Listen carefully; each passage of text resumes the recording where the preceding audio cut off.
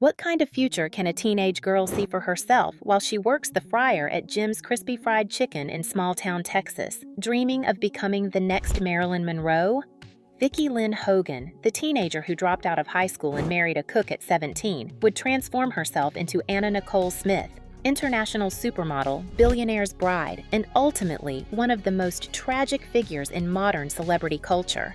Her pursuit of fame through beauty would give her everything she wanted and then systematically destroy her, creating a cautionary tale about the price of American dreams. This is the story of how a girl from humble beginnings used sheer ambition to climb to impossible heights before the very systems that made her famous consumed her completely. Vicki Lynn Hogan entered the world in Houston with the odds already stacked against her.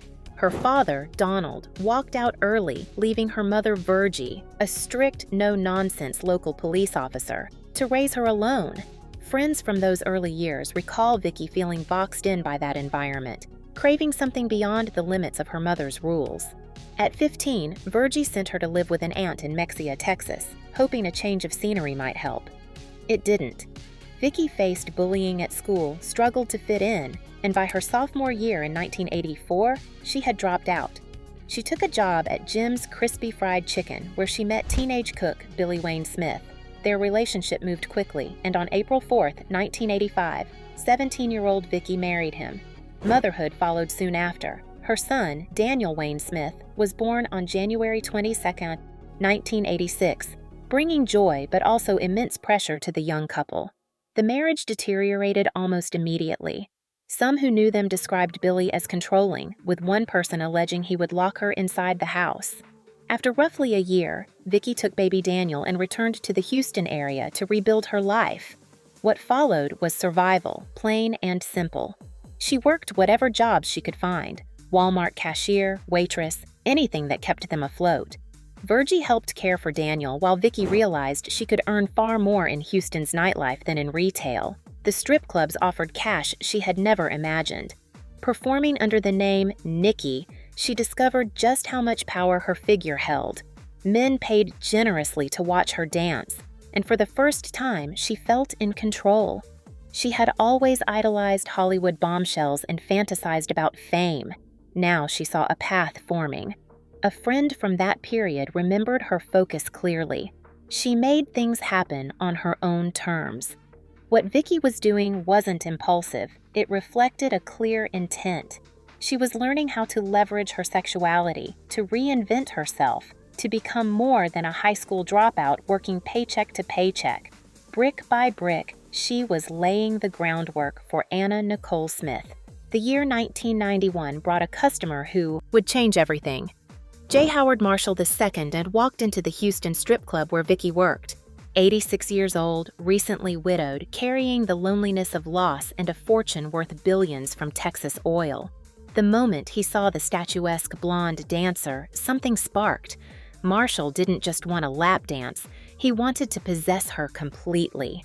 The billionaire began his courtship with the tools he knew best: money and persistence. Expensive gifts arrived regularly. He insisted she quit dancing, promised to take care of her, proposed marriage repeatedly. But Vicki Lynn surprised him. She said no to the proposals. Not a permanent no, but a strategic delay. She wanted something more than just becoming Mrs. Marshall. She wanted to make her own name first. This calculation revealed her deeper intelligence. Marshall's money created opportunity, but marrying him immediately would have branded her forever as nothing more than a gold digger. Instead, she accepted his financial support while keeping the relationship unofficial. He funded her life generously, giving her the freedom to pursue modeling without the constraints of poverty. Behind the scenes, Marshall's millions were transforming Vicki's possibilities. She could afford professional photography, the right clothes, the right look. Friends noticed her incredible work ethic during this period, her laser focus on becoming famous. She wasn't content to be kept. She wanted to be known. The relationship confounded those who observed it. Here was one of Texas's richest men, begging a 20-something stripper to marry him while she kept him at arm's length. But Vicki understood something crucial. Marshall's money was the tool, not the goal. The goal was fame, and she would achieve it on her terms before becoming anyone's wife. The dynamic between them would define everything that followed. Marshall saw a beautiful young woman who might ease his loneliness. Vicky saw a patron whose resources could launch her into the stratosphere.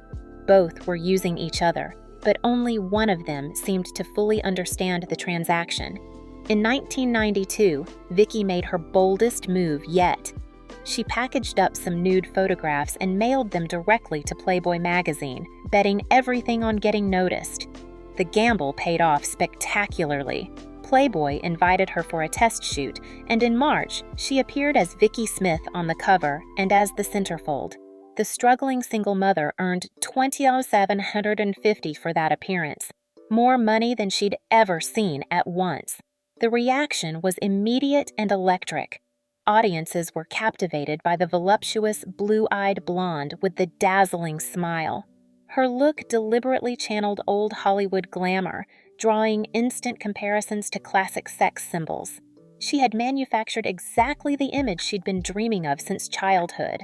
Paul Marciano, founder of Guess Jeans, saw the Playboy spread and recognized something special. He flew to meet Vicky personally, conducting a test photo shoot that confirmed his instincts. Her natural ability in front of the camera impressed him. But more than that, he saw her striking resemblance to 1950s bombshell Jane Mansfield. Marciano offered her a modeling contract on the spot, but suggested she needed a more memorable professional name. This was the moment Vicky Smith transformed into Anna Nicole Smith. The name was carefully chosen, glamorous enough for fashion, accessible enough for mass appeal. It was a complete reinvention, the final piece in constructing a new identity that could transcend her Texas roots. By the end of 1992, Anna Nicole had replaced supermodel Claudia Schiffer as the face of Guess Jeans. The campaign was a sensation. Those sultry black and white advertisements showcased her curves and platinum blonde beauty, consciously evoking Marilyn Monroe while establishing Anna Nicole as her own phenomenon. Virtually overnight, the unknown Texas girl became an international star. The fashion world took notice immediately. By 1993, she graced the covers of Marie Claire, GQ, and even Vogue Italia. Playboy named her Playmate of the Year, an honor that came with $100,000 and a pink Corvette convertible. At 5'10", with a reported size 10 figure, she stood in stark contrast to the waif-like supermodels dominating runways. Some speculated she might spark a shift toward more full-figured models in fashion. Anna Nicole basked in the attention, admitting in interviews, "I love the paparazzi. I've always liked attention. I didn't get very much growing up, and I always wanted to be noticed." The small-town dropout had achieved her impossible dream. She'd proven her own mantra that if you follow your dreams, they can come true. But success was already carrying the seeds of destruction she couldn't yet see. At the height of her modeling success in summer 1994, Anna Nicole made the decision that would define public perception of her forever. On June 27th, she married J. Howard Marshall II in Houston. She was 26. He was 89. The media explosion was immediate and merciless. Headlines screamed about the Playboy Princess living a modern Cinderella story while simultaneously sneering that she was obviously a gold digger marrying an octogenarian for his fortune. The ridicule was vicious and unrelenting. Anna Nicole defended herself tearfully in later testimony. "It wasn't a sexual type of love, it was a deep thank you for saving my life." She insisted Marshall had shown her kindness and support when she needed it most, that their connection transcended the physical. Whether this was truth or performance, she maintained this position throughout the storms that followed. The marriage lasted just 14 months.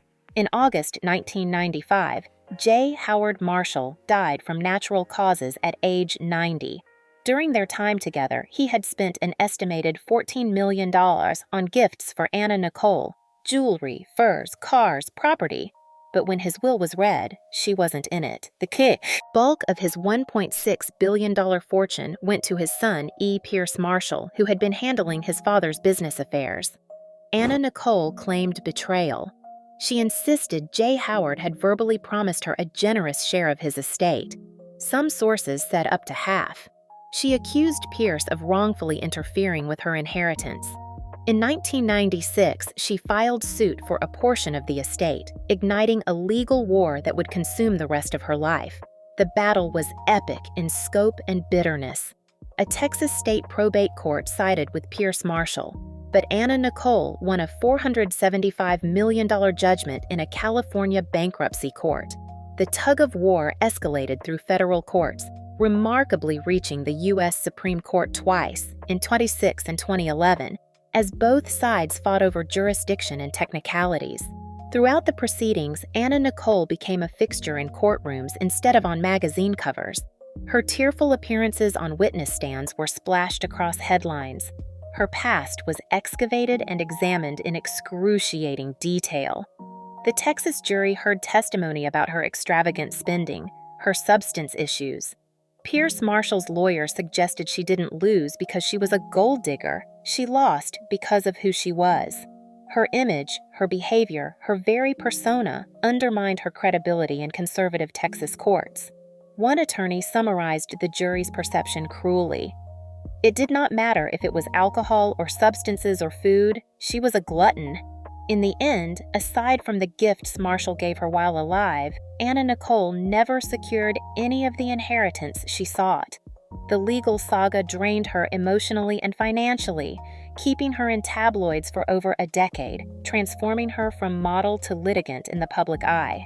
Even as early as February 1994, months before her wedding to Marshall, Anna Nicole had experienced a public incident requiring hospitalization related to substance use. This early scare foreshadowed the long struggle with prescription medications that would ultimately define her decline. The physical maintenance of the Anna Nicole Smith persona came with hidden costs. She had undergone multiple cosmetic surgeries to achieve and maintain her bombshell look. When one breast implant ruptured, the surgical repair left her with chronic pain that required ongoing medication. The prescriptions accumulated over time: pills for pain, for seizures, for anxiety, for sleep.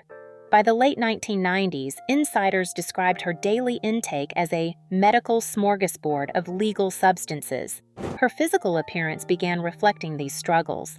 Anna Nicole's weight fluctuated dramatically, at one point reaching around 224 pounds, far from her modeling weight. The same media that had celebrated her curves now turned vicious. Unflattering photos splashed across tabloids branded her fat and washed up. As early as 1994, a notorious New York magazine cover had labeled her part of White Trash Nation, reflecting the classist scorn she faced constantly. The ridicule cut deep. Anna Nicole later reflected on this period with pain. "It's hard. I went through a lot. People thought I was just partying." She tried explaining the medical reality. "I'm having seizures, I'm having panic attacks." But the public rarely sympathized with the health issues underlying her weight gain. Instead, her struggles became punchlines on late-night television. The prescription cascade was insidious. Each surgery required painkillers. The painkillers caused side effects requiring more medications. The emotional toll of constant public mockery led to anxiety medications. Sleep became impossible without sedatives. What began as legitimate medical treatment evolved into chemical dependence that no one around her seemed equipped or willing to address. By the early 2000s, Anna Nicole Smith, the supermodel, had vanished. In her place was a woman the media portrayed as a bloated caricature of her former self, stumbling through public appearances, slurring her words. What viewers didn't see was a person trapped in a body racked with pain, dependent on medications that were supposed to help but were slowly destroying her ability to function. In 2002, hoping to rehabilitate both her image and her finances, Anna Nicole made a decision that would cement her transformation from model to spectacle. She allowed cameras into her daily life for The Anna Nicole Show on E! Network. The series premiered in August, drawing viewers curious to see the former glamour icon in her mundane reality. The show documented life with her teenage son Daniel, her ever-present lawyer Howard K. Stern, her assistants, and her pet poodle Sugar Pie. But the Anna Nicole on screen was often barely recognizable. dazed, slurring words, behaving erratically. Whether from prescription medications or the pressure of constant filming, she frequently appeared confused and disoriented on camera. The show provided moments of outrageous comedy that briefly made her a pop culture meme. But it also solidified her image as a tragic train wreck in the public consciousness. Viewers were simultaneously entertained and aghast at her impaired behavior, not recognizing they were witnessing someone in serious decline being exploited for ratings. During the show's 2-season run, Anna Nicole tried clawing back to her former glory. In 2003, she became a spokesperson for diet supplement Trim Spa, embarking on a heavily publicized weight loss campaign.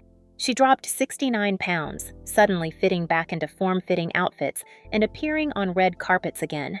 Her big 2004 awards show appearance should have been a triumph, showing off her newly slender figure to prove she'd conquered her weight struggles. Instead, it became infamous when Anna Nicole, possibly under the influence, slurred incoherently on live television at the Billboard Music Awards. "Like my body," she drawled, shocking viewers and confirming suspicions about her ongoing substance issues. Around this time, she began dating Larry Burkhead, a young celebrity photographer. Things seemed to be looking up romantically, offering hope that stability might be possible. But those close to her later revealed that her medication dependence was actually deepening in private, hidden behind the Trim Spa success story. The cruel economy of tabloid culture had discovered something valuable. Footage of Anna Nicole stumbling or acting erratically could fetch thousands of dollars. Paparazzi followed her constantly, hoping to capture her at her worst. Unfortunately, she often obliged the cameras with wild antics that fed the narrative of her as an out-of-control celebrity disaster. The woman who had once commanded magazine covers now commanded attention only for her deterioration. Anna Nicole sought escape from the relentless American media circus. Her relationship with Larry Burkhead was faltering even as they expected a child together. Wanting a fresh start, she moved to the Bahamas during her pregnancy's final months, partly to avoid paparazzi, partly for legal benefits since Bahamian law would recognize whoever she named on the birth certificate as the father. On September 7, 2006, hope arrived in the form of a healthy baby girl. Anna Nicole first named her Hannah Rose Marshall Stern, seeing in this child a chance for redemption and renewal. Howard K. Stern, her lawyer and constant companion, stood by her side and was listed as the father on official documents. For Anna Nicole, who had always adored children, this baby represented everything pure and good that fame hadn't corrupted. Her 20-year-old son Daniel was equally excited. "He was so excited, Mommy!" Anna Nicole gushed in phone calls, thrilled that Daniel would be a protective big brother. On September 10th, just 3 days after the birth, Daniel flew to the Bahamas to meet his baby sister. The reunion in that Nassau hospital room should have been perfect. Mother, son, and new daughter together at last. Daniel held his sister, shared his mother's joy, settled into a chair in her room for what should have been a peaceful night. But when Anna Nicole woke the next morning, she found Daniel slumped in that chair, unresponsive. Her screams alerted hospital staff, but nothing could be done. Daniel Wayne Smith was dead at 20 years old.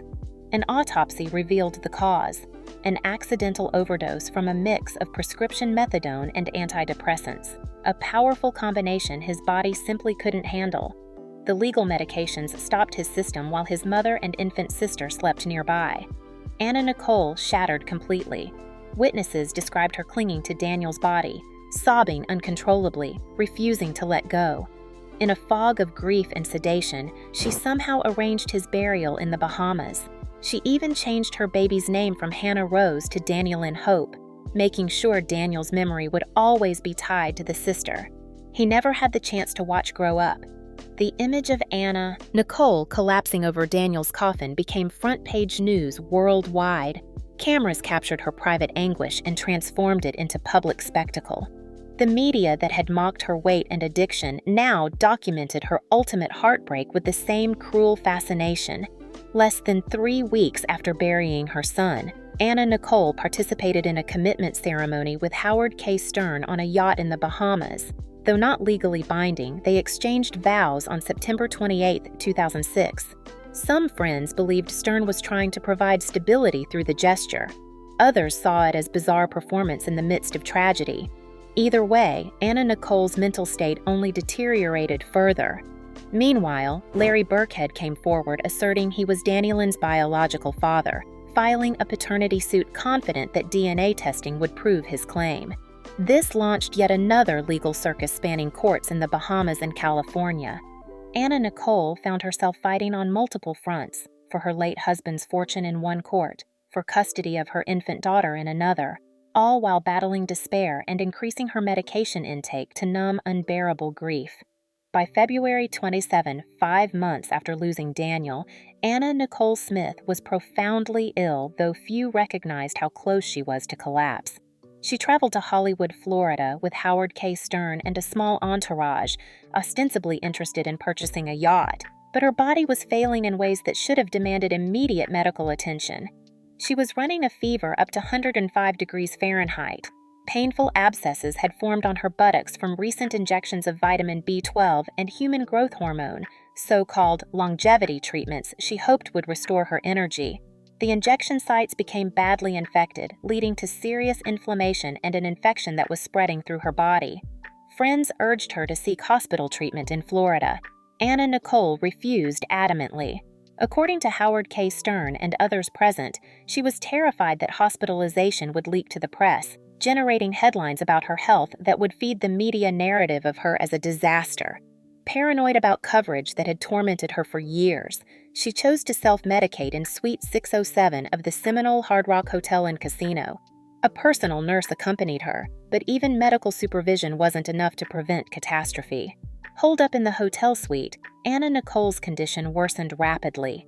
She was vomiting, sweating through high fevers, likely experiencing withdrawal from certain medications while consuming others to manage symptoms. Over those first February days, she took at least 9 different prescription medications. Among them was chloral hydrate, an old-fashioned but potent sedative, famously the same type of drug linked to Marilyn Monroe's death decades earlier. Anna Nicole relied heavily on sedatives, anti-anxiety drugs, pain medication, and anti-seizure prescriptions, layering one on top of another as she tried to sleep through her illness and grief. The sheer volume and mixture of these drugs left her in an extremely vulnerable state. On the afternoon of February 8, 2007, Anna Nicole lay down for what would be her final nap. Her private nurse found her unresponsive with no pulse around 1:38 p.m. A bodyguard attempted CPR while paramedics rushed to the scene. They transported her to a nearby hospital, but revival was impossible. Anna Nicole Smith was pronounced dead in the emergency room at 2:49 p.m. She was 39 years old. The Broward County Medical Examiner's investigation concluded her death was accidental overdose caused by combined drug intoxication, primarily chloral hydrate compounded by multiple benzodiazepines. No illegal substances were found. The legal prescriptions, taken in dangerous quantities while her body fought infection and illness, had simply overwhelmed her system. The autopsy noted 8 of the medications in her system had been prescribed not to her but to Howard K. Stern or under fake names. This revelation highlighted how those meant to protect her had instead enabled her dependency. Florida authorities later charged Stern and 2 doctors with contributing to her substance abuse. In 2010, Stern was convicted of conspiracy for providing medications to a known addict, though the conviction was eventually overturned on appeal. Anna Nicole Smith's death marked the end of a peculiarly American tragedy, but her story still reverberates through our culture in ways that demand examination.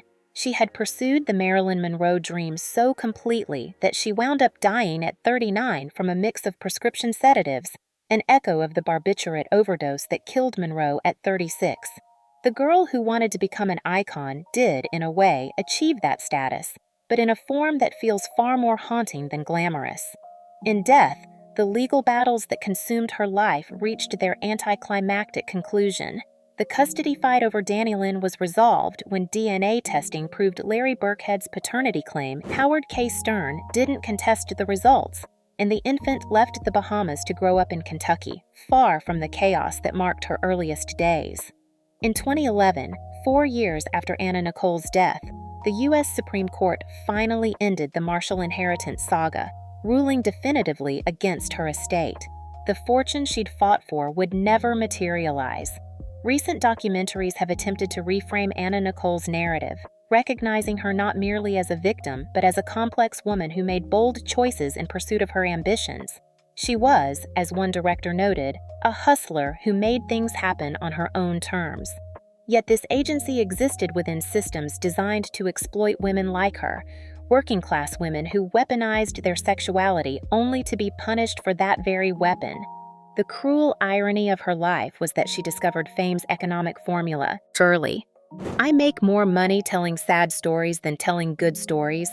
The tabloid machine that elevated her for embodying a classic bombshell aesthetic would pay even more to document her destruction. She became one of the first casualties of the 24-hour media cycle. Her deterioration transformed into entertainment product consumed by millions. Today, her daughter Danielyn represents both continuity and rupture.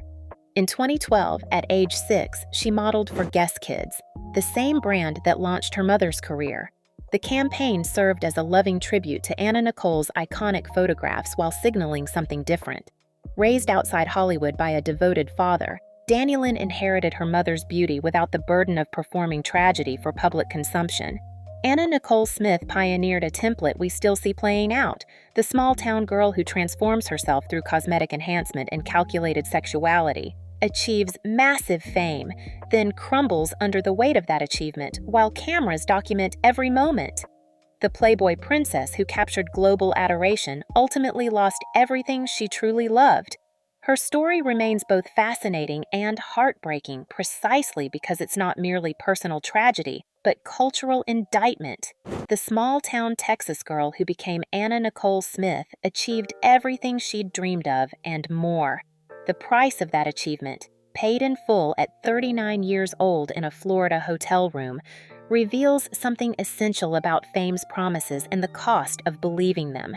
She wanted to be noticed, to be remembered, to matter. In the end, she became unforgettable for reasons she never could have imagined when she was just Vicky Lynn, dreaming of escape while working the fryer in small-town Texas.